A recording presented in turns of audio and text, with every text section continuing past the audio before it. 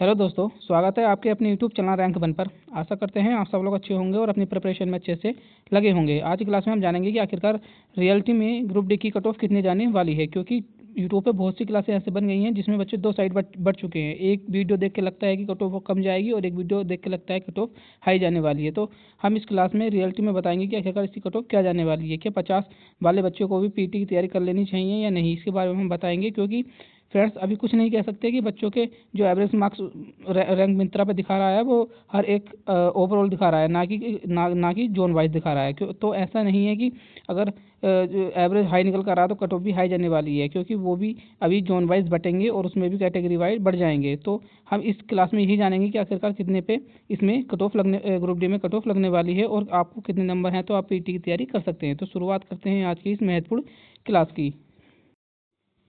Friends बहुत से teacher अब ग्रुप डी के लिए आपने बहुत से टीचरों की कट ऑफ देख भी ली होगी और वो टीचर बता भी रहे होंगे कि आखिरकार इसकी कट ऑफ क्या जाने वाली है। लेकिन हम इस क्लास में जानेंगे कि आखिरकार इसमें रियलिटी में इसकी ग्रुप डी की कट ऑफ क्या जाने वाली है, जिससे कि आप पीटी की तैयारी कर सकते हैं। क्योंकि इसमें आपको या किसी टीचर को भी नहीं पता कि इसमें नॉर्मलाइजेशन कितना मिलने वाला है किस बच्चों को। और जो आप रैंक मित्रा की जो साइड से आप एवरेज लगाकर मान रहे हैं कि कट ऑफ हाई जाने वाली है, तो ऐसा बच्चों कुछ नहीं है। क्योंकि आपको पता है कि वो जो रैंक मित्रा पर डाटा आया है वो ओवरऑल मिलाकर आया है, ना कि जोन वाइज आया है और ना कि कैटेगरी वाइज आया। तो वो वहाँ पे भी अभी कैटेगरी वाइज बटेंगे तो बच्चे बहुत बहुत छट जाएंगे और कम कम बच्चे बन जाएंगे, और जब वो कैटेगरी वाइज और अपनी जोन वाइज जाएंगे तो और भी कम हो जाएंगे। तो आप उससे ये अंदाज़ा नहीं मत लगाइए कि कट ऑफ हाई ही जाएगी, क्योंकि कट ऑफ का कोई भरोसा नहीं है। कट ऑफ नॉर्मलाइजेशन के बाद ही लगने वाली है। तो शुरू में हम बताएंगे कि आखिरकार इसमें कितनी कट ऑफ जाने वाली है और नॉर्मलाइजेशन कितना मिलने वाला है। सबसे पहले आपको नॉर्मलाइजेशन के बारे में बता दें कि अगर नॉर्मलाइजेशन कैसे मिलने वाला है। तो फ्रेंड्स आपको सबसे पहले ये पता होना चाहिए कि आप हार्ड शिफ्ट में या ईजी शिफ्ट में बैठे हैं। तो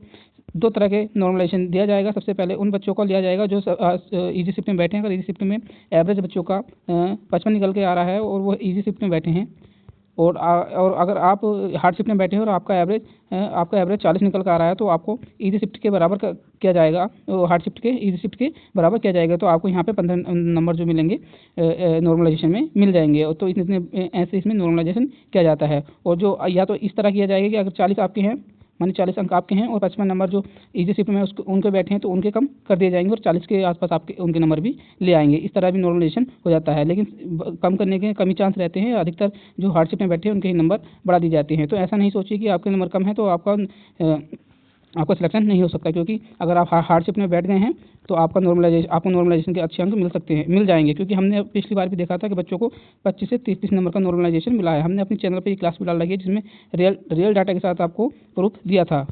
आपने समझ लिया है कि इसमें नॉर्मलाइजेशन कितना मिल सकता है और कितने बच्चों को मिल सकता है। अगर आप हार्ड शिफ्ट में बैठे हैं तो आपको अच्छा खासा नॉर्मलाइजेशन मिलने वाला है। और दूसरे नंबर पर रियल में कट ऑफ इसकी जो टीचर लोग बता रहे हैं कि 80 प्लस ही जाने वाली है, तो फ्रेंड्स कुछ नहीं है। 80 प्लस कट ऑफ अगर चली जाएगी तो आप खुद अंदाज़ा लगा लीजिएगा कि जो कैटेगरी वाइज बचने के बाद वो बच्चों की और कितनी हाई कट ऑफ चली जाएगी। और सेकंड कट ऑफ तो और भी ज़्यादा हाई चल जाएगी। 90 प्लस इसकी कट ऑफ जाएगी। तो ऐसा बिल्कुल नहीं है कि इतनी कट ऑफ नहीं जाने वाली है। कट ऑफ के अगर आसपास जो रियलिटी में कट ऑफ जाने वाली है इसकी लगभग आसपास हमारे पीईटी के लिए तो लगभग ये 65 के आसपास या अंदर ले जाएंगे, क्योंकि 3 गुना बच्चे लिया जाएगा। फ्रेंड्स आपको पता है 65 के आसपास अगर रीजन में आपके बनते हैं तो आपको पीईटी के लिए तो बुला लिया जाएगा और 5-6 नंबर इससे आगे, यानी कि 70 प्लस पे आपकी कट ऑफ अनरिजर्व की लग जाएगी। और कैटेगरी वाइज ये वेरी करेगा किस कैटेगरी में आप आते हैं और किस कैटेगरी में कितने फॉर्म डले हुए हैं और कितने बच्चों ने कितने उसमें वैकेंसी निकली थी।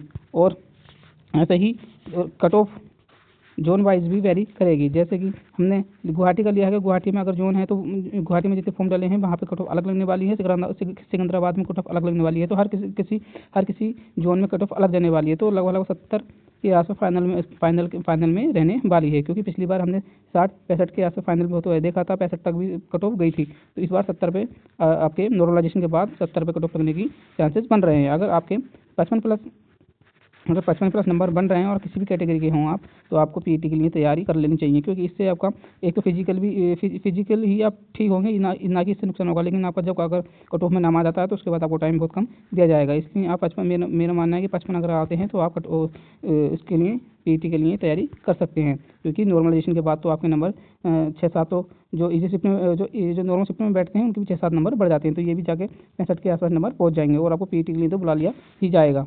और क्या पता आपका कट ऑफ में फाइनल कट ऑफ भी इसके आसपास ही देखने को मिल जाए। कैटेगरी वाइज तो आपको इतने 65 के आसपास देखने को मिल ही जाएगी, लेकिन रिजल्ट में इतना होने पे मुश्किल है। तो आपने देख लिया रियल में कट ऑफ क्या जाने वाली है। आगे चलते हैं।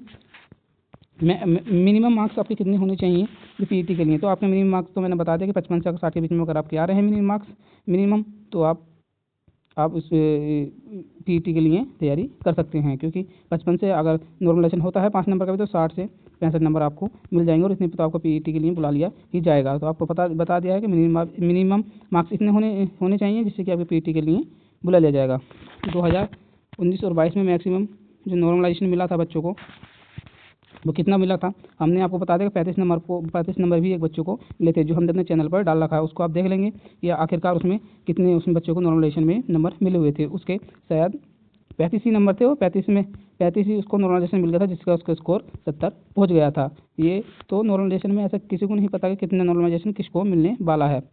तो आप नॉर्मलाइजेशन हमने बता दिया, आपको फाइनल कट ऑफ क्या रहने वाली है। तो मेरे हिसाब से जो डाटा एनालाइज करने के बाद जो बच्चों को बता रहे हैं कि अन्य जन्म में आपके 70 के आसपास बन सकती है, और कैटेगरी वाइज इसमें 2-4 नंबर आप कम कर सकते हैं। अन्य जन्म में 70 हो जाएगी। ओबीसी में आपकी अगर आपके 68 के आसपास नंबर आ रहे हैं तो आप पीटी के लिए तैयार हो जाइए, और एससी में आपके अगर 65 के आसपास आ रहे हैं तो भी आप पीटी और फाइनल मैट के साथ तैयार रहेंगे।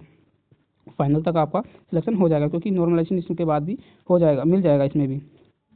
तो हमने बता दिया आपको, अगर आपकी कट ऑफ क्या इन नंबरों के आसपास आ रहे हैं, अगर 65 से 70 के बीच में कोई भी कैटेगरी के बीच में हैं आप, तो आपका पीईटी और फाइनल मैट में नाम आ जाएगा। तो आप देख लेंगे, अगर आपके भी नंबर इतना आए तो आप पीईटी और फाइनल मैट के साथ पीईटी के लिए तैयारी कर सकते हैं। और कहीं किसी भी टीचर की दिखाई हुई वीडियो पर ज़्यादा विश्वास ना करें, खुद आप रियलाइज़ करें कि आखिरकार कितनी कट ऑफ जा सकती है, क्योंकि इसमें अभी कैटेगरी वाइज भी बटनी बाकी है और जोन वाइज भी बटनी बाकी हैं, जिससे कि ये कट ऑफ लो नीचे चली जाएगी। क्योंकि जो ऐसा तो नहीं है कि एक ही जोन के सारे बच्चे 70 प्लस ला रहे होंगे, कुछ जोन में ऐसे भी होंगे, कुछ बच्चे ही होंगे जो 70 ला रहे होंगे, ना तो 60 से 65 के बीच में ही बच्चे ला रहे होंगे। तो आप किसी भी वीडियो पर खुद किसी भी वीडियो को देखकर आप अपना पीईटी यानी फिजिकल के लिए तैयारी मत छोड़िए मत, क्योंकि उसको करते रहिए, क्योंकि क्या पता आपका भी पीईटी में नाम आ जाए, क्योंकि कट ऑफ इतनी हाई नहीं जाने वाली है। तो हमने आपको बता दें कि रियलिटी में कट ऑफ क्या जाने वाली है। अगर आपको हमारी क्लास अच्छी लगी हो तो चैनल को सब्सक्राइब कर लें, क्योंकि हम ऐसी वीडियो आप तक सबसे पहले लाते रहते हैं। तो मिलते हैं किसी ऐसी वीडियो में, तब तक के लिए धन्यवाद। जय हिंद।